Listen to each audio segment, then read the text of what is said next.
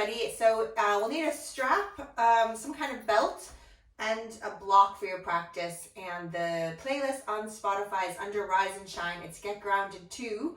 And we're going to start in a wide-legged child pose. So you could bring yourself down and spread your knees out wide. If you feel you need a little extra padding under your knees or even a rolled towel behind your knees, and then just sink yourself down and take some nice, slow, deep breaths into your lower back.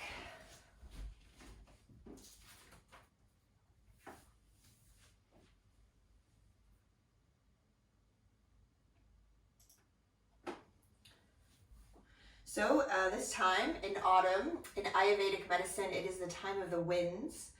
And this is when we see our Vata dosha being more dominant. So we're going to continue with our practices to get rooted and grounded.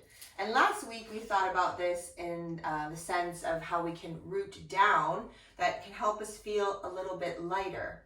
But grounding is also about cultivating the heavy nature of Kapha dosha, which we need to see us through the winter months, and also keeps us from being swept away by the winds and the dynamic nature of the time that we're living in. So by allowing yourself the space to sink into gravity, to get heavy, to settle into the earth and be still, you connect to something bigger than you. You can be reminded that even though we aren't really allowed to follow our natural instincts as humans right now, that we are actually connected to each other and we are glued to a planet, an ecosystem, a community, an expansive timeline. So this morning, just allow your body and mind to have this space to be still, to settle in, to get heavy, so that you can connect to something bigger and let yourself be rooted and grounded through this season of the winds.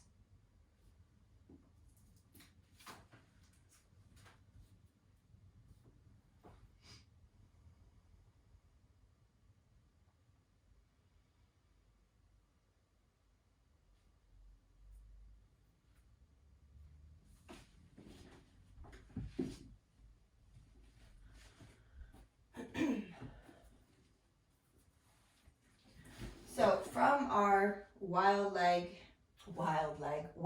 child pose, we might just start to move the body slowly. So you might just enjoy sort of moving from side to side. And as you move from side to side, you might feel a little stretch through the inner thighs. Try and keep the arms active so that the palms are spread nice and wide and the palms are really grounded to the mat, and that we can just get this sort of fluid rocking from side to side and just letting that movement come with the breath. So we just find a pace of breath, nice and even.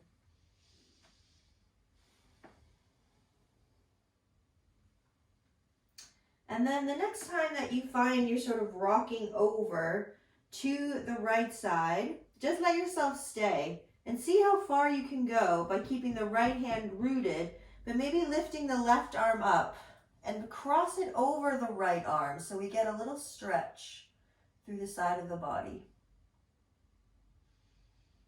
And then bring yourself back to both your hands, rooting to the mat, and that just wiggling from side to side a couple more times.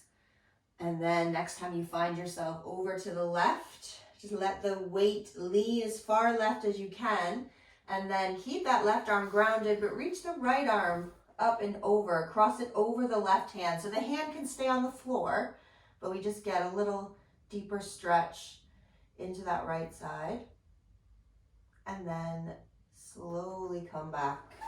When you come back this time, slide your hands towards the legs and just bring your knees back together. Tuck your toes and press back to the heels. So we're in this slow squatting malasana. And then from here, we're just gonna press our way up to stand. And make your way up to the top of your mat, the front of your mat. And bring your palms together in front of the heart. And then when you breathe in, we're gonna reach the arms. As the arms reach up, try and really press through the feet. And then you can feel this sense of being grounded through the feet, but this reaching up through the arms. And as you exhale, we're going to dive down to the legs, full forward bend, and we're just going to have a couple breaths here. So just let yourself feel that sense of heaviness, giving yourself time to have a couple breaths here.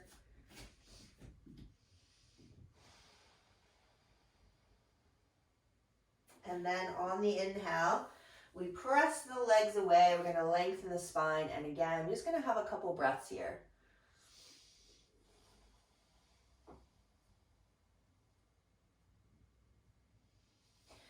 And then melt it back down to the legs. Just feel the hands connect to the mat and then start to step or walk your way into plank.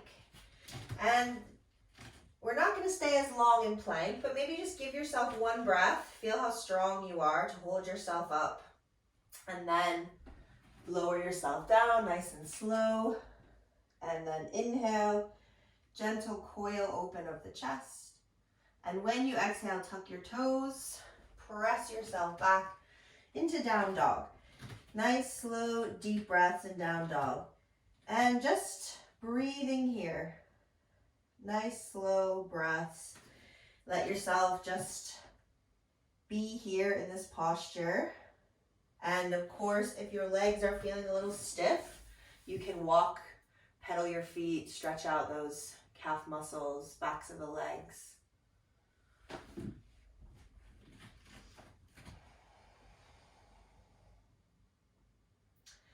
And then we're just going to take an exhale and make our way forward. So that on that inhale, you can reach the heart forward, tailbone long. And as you exhale, melt back to the legs. When you inhale, push the ground away, power up to stand. And let the palms meet. And then bring your hands back to your heart. So as you inhale again, we're going to reach up nice and tall. When you exhale, just pour the heart down to the legs. And as you breathe in, reach your heart forward, lengthen the spine. And then exhale, sink again till the palms connect. Step back into plank. Slow lower down from plank. Breathing in to your back bend. And then pressing back. Downward facing dog. So from here, just take a little turn in of your left heel. So tiny little diagonal. Step your right foot forward. And just pause here. So we have the footprint of Warrior One. Now really feel the belly could pull back away from your front thigh. And imagine someone's just pulling you up like there's a string attached to your back that you could just slowly open up to Warrior One. And then interlace your fingers, bring them behind your head. So we sort of cradle the head. So my thumbs are just cupping right under my, that little notch where your skull connects to the neck. And then we want to really feel the strength of the leg. So if you feel you can't really push into that back heel, maybe one step forward. A little length of the tail, a little pull up from your pelvic floor so we support the little back bend that we're in. And now let your head just drop into the hands. So we can just let the head feel heavy, take the weight of the head off the body. And just breathing here, giving yourself that space, that time to connect to something bigger.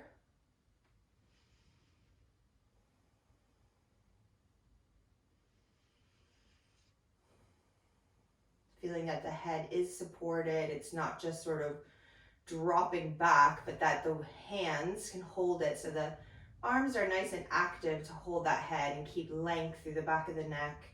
A couple more breaths here into the front of the body. With the help of the hands, just bring that head back to rest on top of the spine again. Reach your arms up. And then from here, let's just swing the arms behind. And interlace the fingers, squeeze your shoulders together. And then let's just fold forward. So we can keep a bend in that front knee. And now just let the head feel heavy again. So we can just rest it down towards the leg, and then release your hands. Let them find the mat. If they don't find your mat easily, use your block, and then just see if you could straighten your front leg. Have a breath here. And then bend that front knee. Hands under the shoulders, back to plank. Lower yourself down from plank. And then breathe in. Coil open the chest. Breathe out. Press yourself back. Downward facing dog. Now let's do the same on the other side. So a little turn in of that right heel. Left foot, step it forward. Feel that footprint of warrior one first. Then the engagement of the low belly. We drawing ourselves up on the in-breath just by pushing away from the ground. And we finding warrior one. Interlace the fingers. Cradle the head, but support the head. So we don't just throw the head back. The neck feels long, but the head feels light. The rest of the body getting nice and heavy here. And we keep that engagement through the belly.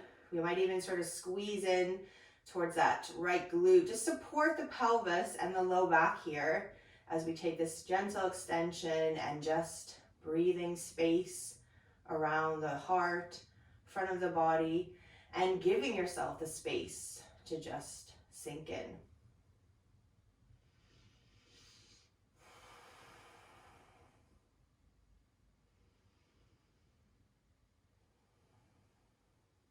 Slowly going to bring that head back up. Reach your arms on one breath, swing them back on the next. Interlace the fingers, draw your shoulders together. Let yourself start to come forward towards that front leg. And let the upper body feel heavy, but we still engaging low belly. And let's release the arms down. Let yourself sink a little deeper, and maybe that front leg could straighten for a breath or two.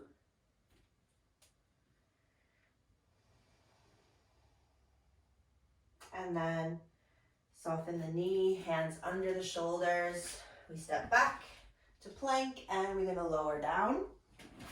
And then breathing in, exhale, pressing back to down dog. Now let's just stay in down dog. Nice deep breathing here.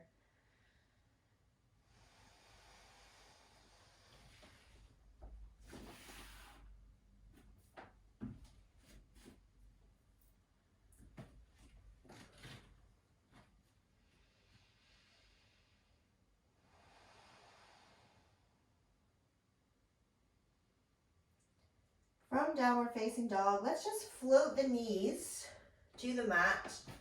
Come back into that wide-legged child pose.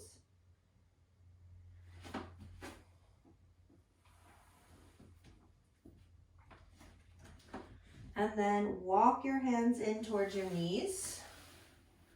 And bring the knees back together. Cross your ankles so you can come and sit. Now, you might need your belt for this. So we're going to do Gomukhasana pose. This is cow face pose where we take the arms sort of come into a bind like this. But if it's not easy to find your fingers, use your strap. The top arm can hold the strap, and then you can walk your hands up. So that's going to be the modification with that strap.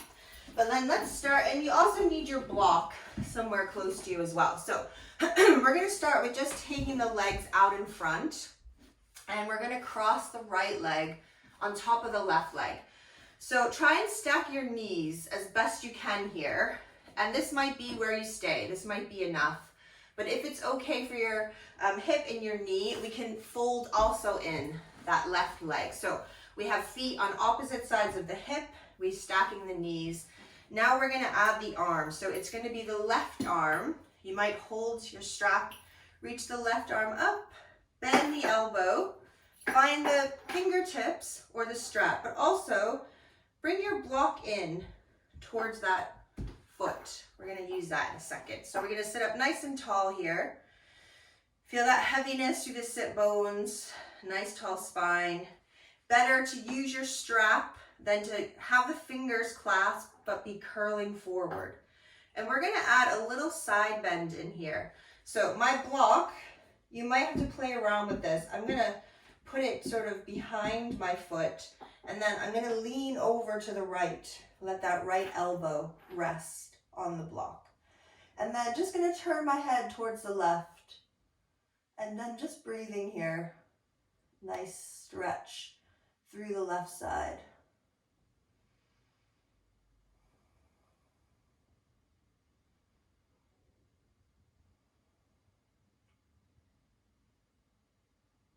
And then slowly bring yourself back up. Release your arms, uncross your legs, give them a little shake, and then we'll do the other side. So we can bend the left knee, cross it over the right leg, try and get knee over knee as much as you can. And if it's comfortable, we can also bend the left leg. And now the right leg even, excuse me. So now we have left over right. We're gonna take the block and bring it round towards that right foot, which is over by your left hip. And now it's the right arm that we send up. With the strap, or if you don't need it, that's fine.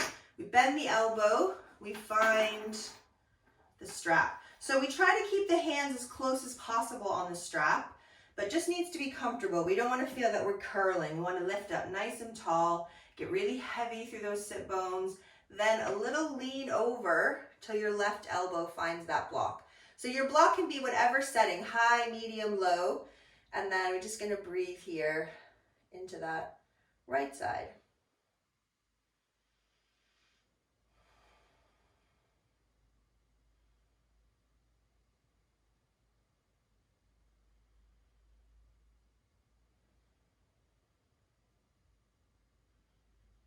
And then slowly, slowly bringing yourself back up.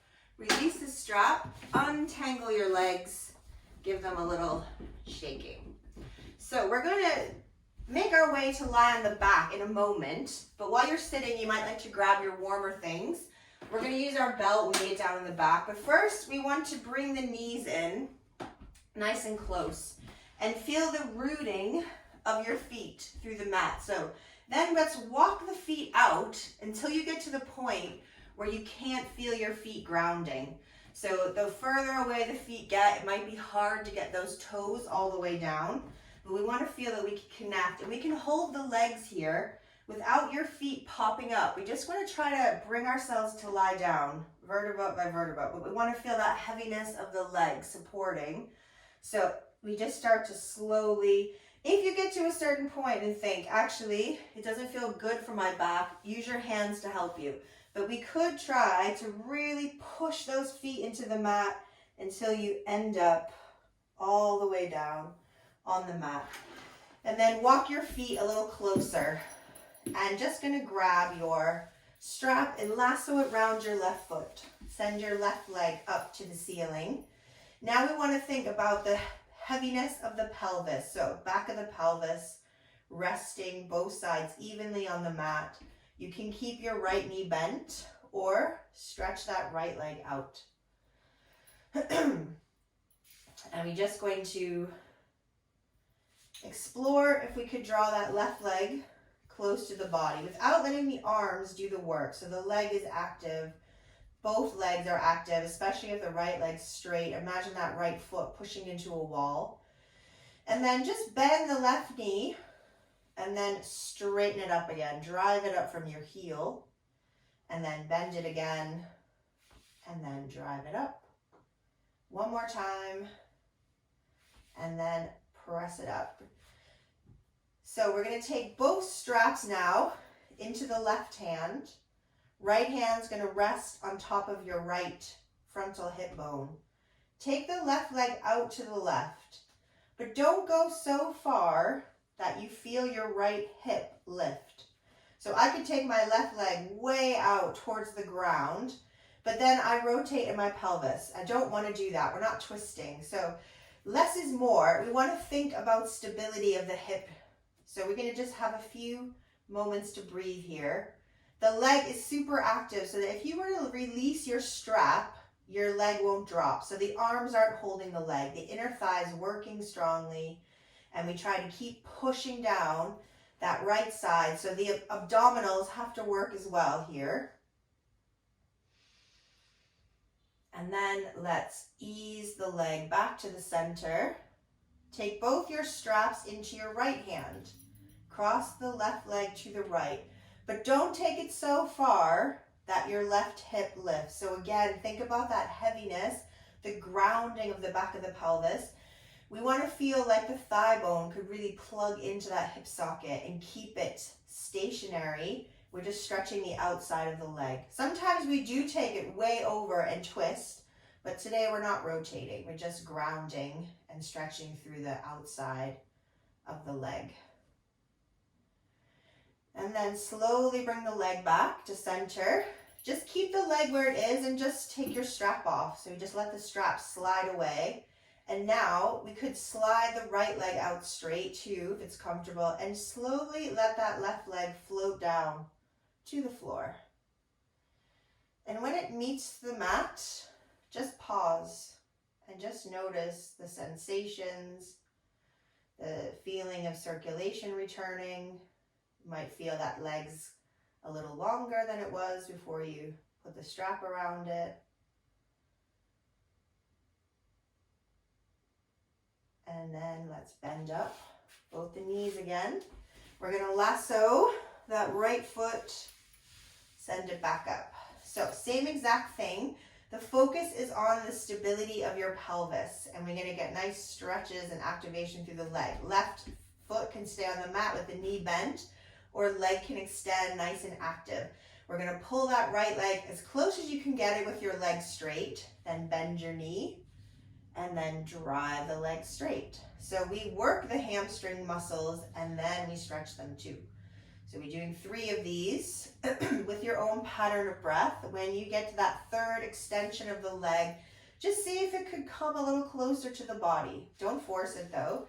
And then both straps into your right hand, left hand to the bony hip bone of that frontal left hip, and we just take the right leg out to the right without that tip of the pelvis. So it might not go far, but we want to feel it's engaging. You can suction the belly in and kick out through that right heel, the leg holding itself. So if I let go of my strap, my leg won't drop. The arms don't have to hold it. The leg is too heavy really for your arm to hold it. It's too much work for the arms. So we're having a few breaths here. As you breathe, you might notice the leg can sink a little bit, but keep pushing that left side down. Think about grounding the back of the body. And then let's slowly bring it back up to center. And you're crossing it to the left now. Both straps in the left hand. Don't take it so far that you feel the right side start to lift. So again, we anchor down, we root down through the back of the pelvis. We sort of feel that femur bone, the thigh bone driving itself into the hip socket, reaching out through the heel. We just get a nice stretch through the outside of the leg.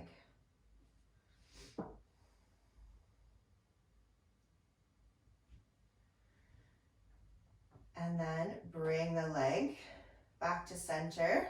We're going to keep it up there and just take the strap away. And then we're going to slowly let that leg sink down to the mat. And when it gets there, just notice what you notice.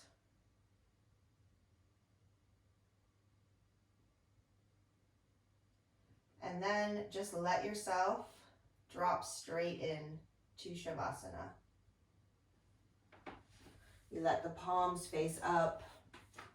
You want to feel that the body can meet the floor and that everything can just connect here.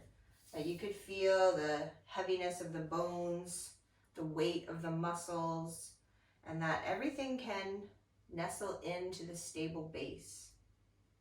That you can be grounded, that you can be connected, that you can be rooted in the here and now. And as the physical body finds that grounding, also allow the mind to feel that same stability, that same ability to just be still for a short while. Everything nice and heavy, and rest.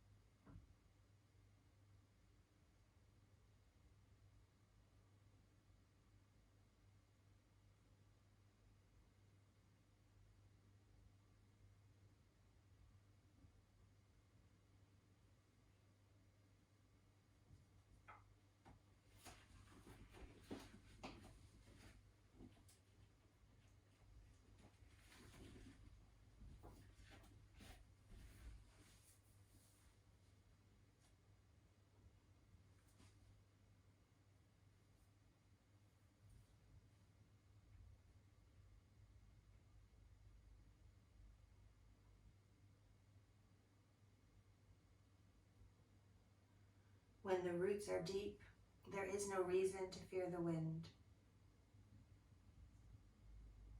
When the roots are deep, there is no reason to fear the wind.